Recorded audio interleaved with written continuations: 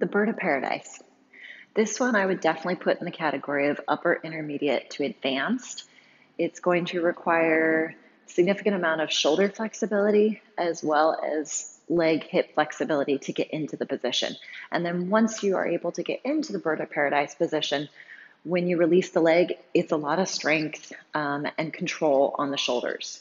I find oftentimes there are people that they have the flexibility on their shoulders, but they don't have the strength.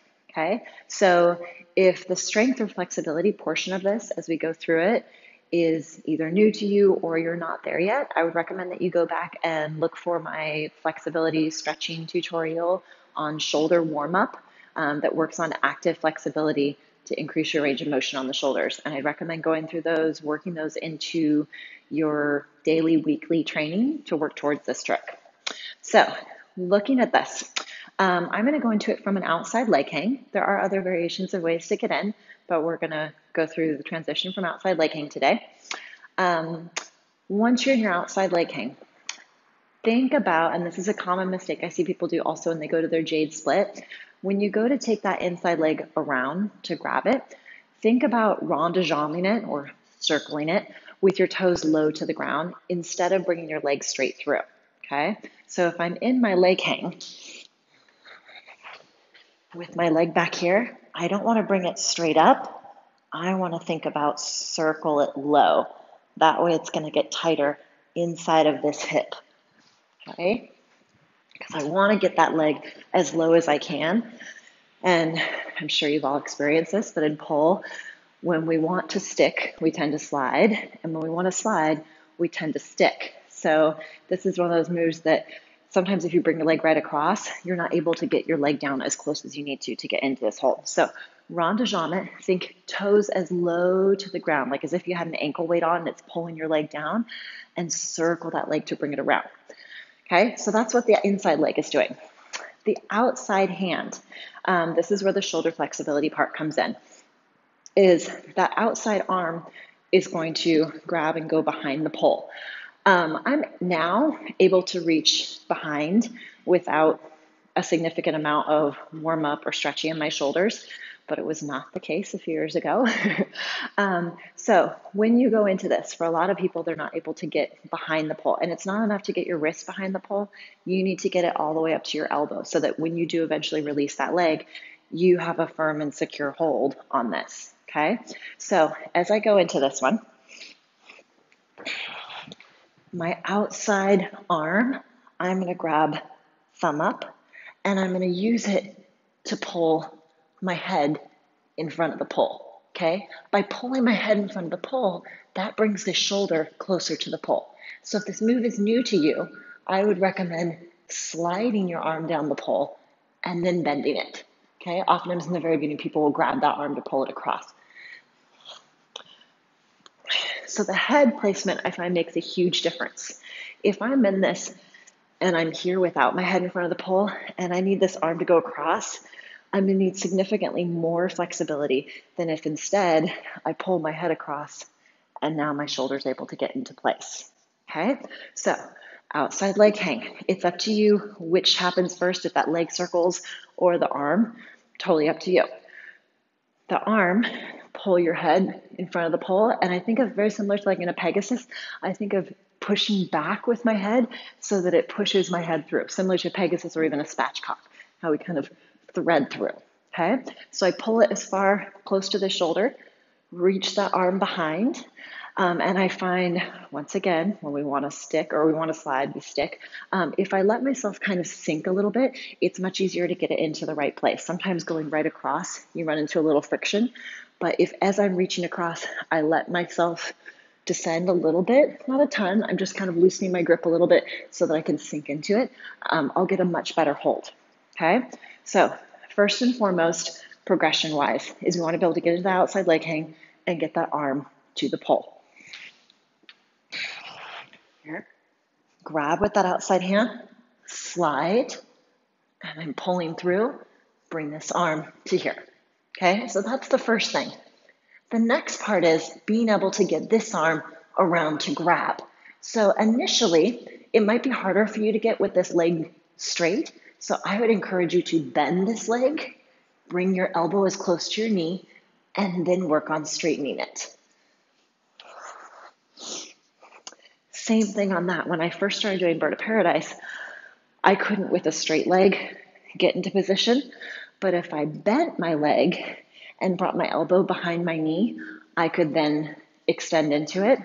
A lot of it is just developing that active flexibility in that leg. So you can't rely on just gravity to magically pull your leg down. You need to be thinking about actively engaging to pull that leg down.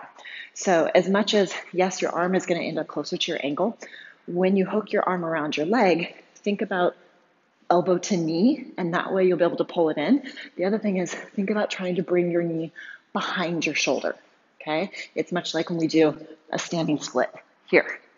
I want it more behind my shoulder, okay? So head, that inside leg circles, bend it if you need to, thread through to the elbow, and then the next step is being able to grab, okay? So for the grab, when I first started working on Bird of Paradise by myself, and I did not have the same active flexibility or range of motion that I have now, I swear I spent months like this because I didn't have anyone to help me pull my hands together. And at least once a week, I'd get into the Bird of Paradise hold, and I'd squeeze and I'd squeeze and I'd squeeze, and I'd do this little dance, and then I'd come out. And over time, even though it looked like I wasn't doing anything, I was actually strengthening these muscles and increasing my active flexibility. Okay, so even if you're not able to grab, and yes, it's fine to have someone help you, but work on fighting for it on yourself or on your own. That's going to help you develop that strength. Okay, so first and foremost, outside leg hang. Work on bringing that head through, circling the leg, then arm coming through in front of the leg. So think thread the arm through, think about putting your elbow or your knee in the pit of your elbow, and then working on straightening that. Okay, so let's look on where those are at now. Outside leg hang, grab above my head, pull my head through, slide my arm down my leg, slide my arm down the pole, and reach. Okay, this is the part where everyone is excited they finally grabbed, but scared to move on to the next step. So I get asked a lot whether the spin will help or hurt a move. I find in this move, I definitely feel more comfortable on spin than I do on static. I don't feel a big difference spin versus static like on a Gennaro, but with this, the centripetal force actually helps pull you away and it feels more secure. On the flip side, when you go to release in this move and you want a spotter, you're probably not going to be spinning. So if you get to this point in this grab, I would definitely encourage you to have a spotter to open up that next spot, because here's what's going to happen. Much like a Russian split, when you release that top leg, if you only release it to straight, all your weight is coming down here. The reason why this move works is because as you lower your leg out, it increases the pressure and the hold in your arms and your back. So the lower that you go, the more secure you're actually going to feel. But when something's scary to us, we don't want to extend. Okay, so as much as it's scary, the more you extend, the more secure it's going to feel. So, like I said, work on getting to the first part, the leg, the arm on your own. When you're able to get to this grab, please make sure you have a spotter. Make sure that you're practicing this safely. We don't want any pole injuries. When you release that leg, with a spotter, of course, the direction of the leg is it's not a square split. Think about, it's sort of an external rotation outward of the leg. Okay, so it's kind of an odd kind of look. So when I release the leg, I don't hang out here. I let it come out quickly, because the faster I come out, the more I feel this hold. So look at the angle of where my leg is going.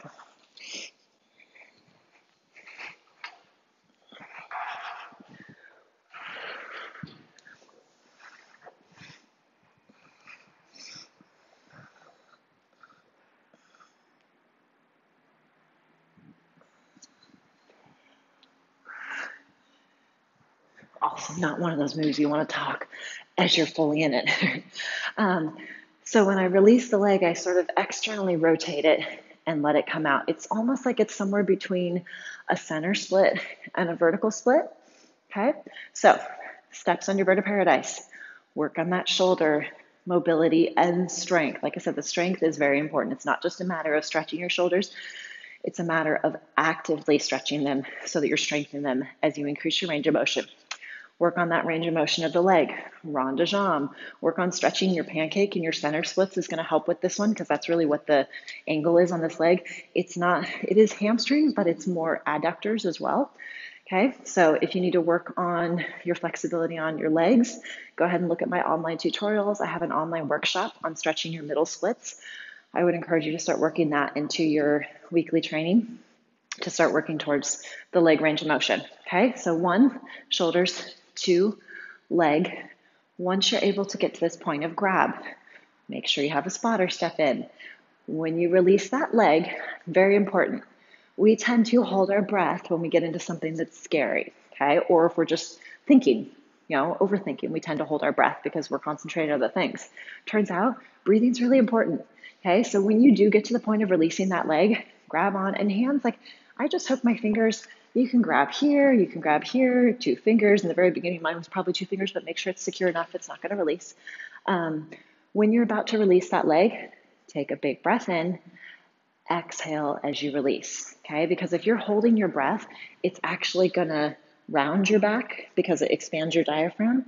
As you exhale, it releases this, and you wanna think about opening your chest as you release that leg. As you open your chest, it's actually gonna lock you into the move even more, okay? So our tendency in pole, in life in general, when things are scary or uncomfortable, we tend to wanna kind of curl up into a ball.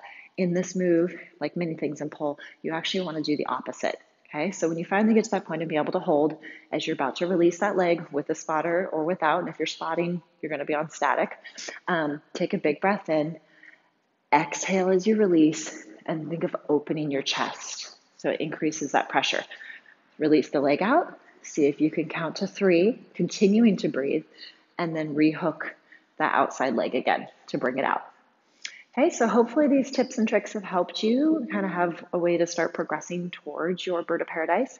If you have questions on this, please feel free to leave those in the comments below. If you have requests for future tutorials, I'd love to hear those too. Please feel free to leave those in the comments below as well.